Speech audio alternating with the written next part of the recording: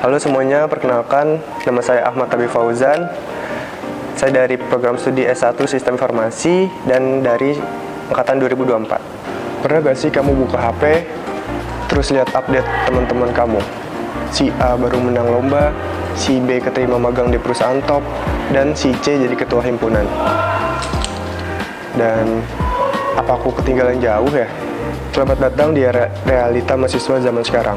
Fase dimana kita sering banget terjebak di antara dua hal, yaitu ambisi yang menggebu-gebu dan tekanan yang bikin nafas kita terasa berat. Ingat gak sih pas zaman maba dulu? Rasanya pas jadi maba tuh semua energi masih full banget.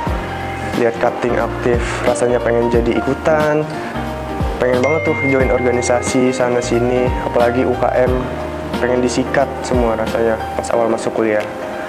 Tapi target prioritas pas masuk kuliah tetap satu, IPK harus cum laude, CV harus banyak isinya, dan pokoknya pengen banget buktiin lah kalau kita tuh bisa keren dan stand out di kampus.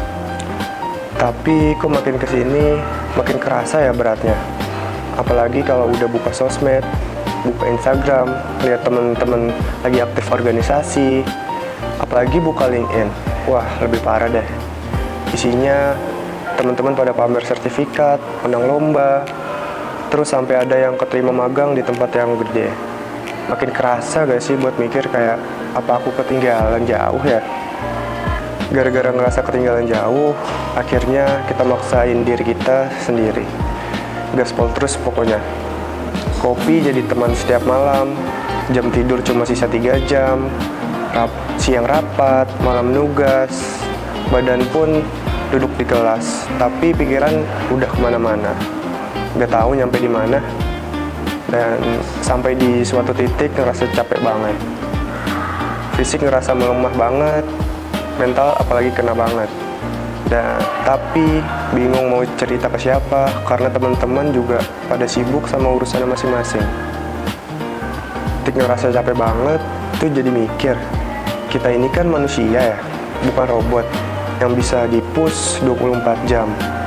Ambisi itu emang bagus kok, bikin kita semangat. Tapi kalau ambisi digaspol terus, yang ada kita yang kena.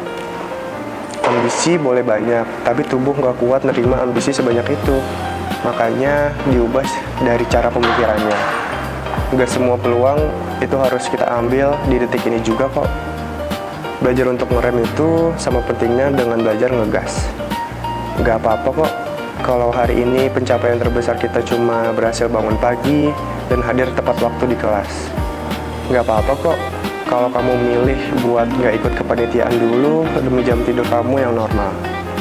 Dan jalan setiap orang itu beda-beda, dan timeline sukses kamu gak akan ditentukan sama update LinkedIn teman-teman kamu. Oke, buat teman-teman telutizen yang sekarang lagi ngerasa capek banget, overthinking dan tekanan sama ambisi diri sendiri, tarik nafas dulu pelan-pelan, istirahat sejenak, nggak bikin kamu otomatis gagal kok.